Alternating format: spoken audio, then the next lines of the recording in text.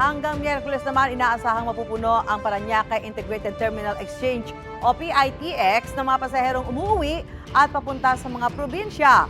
Live mula sa Parañaque, may unang balita si Bea Pinlac. Bea?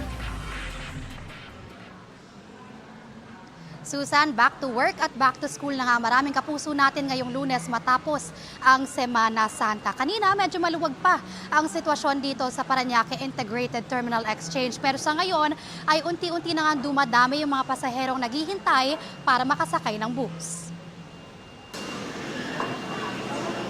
Habang pauwi na ang maraming biyahero sa Metro Manila matapos ang Semana Santa, ang pamilya ng senior citizen na si Nanay Virgie ngayon palang babiyahe para magbakasyon sa Camarines Sur. Pag sumabay ka ng Holy Week, na katulad namin na may edad na, ayaw namin makipagsiksikan. So mas maganda ho yung after Holy Week kasi hindi na gaanong maraming tao. At saka relax ka na.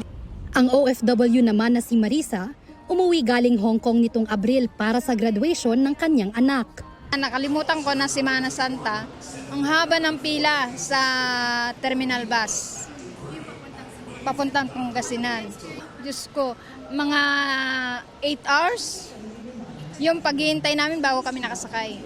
Maaga pa lang daw bumiyahe na sila pauwi ng Cavite para iwas pila sa terminal. Konti na lang ang pasahero papunta dito. Pero naghintay pa rin kami doon sa Pangasinan, pabalik dito. Mas okay na ngayon. Madaling araw kami bumiyahe. Naghanda ang pamunuan ng PITX para sa 2.2 milyong pasahero sa terminal noong Semana Santa. Inaasahan daw na magtutuloy-tuloy hanggang Miyerkules ang buhos ng mga pasahero rito matapos ang Holy Week break.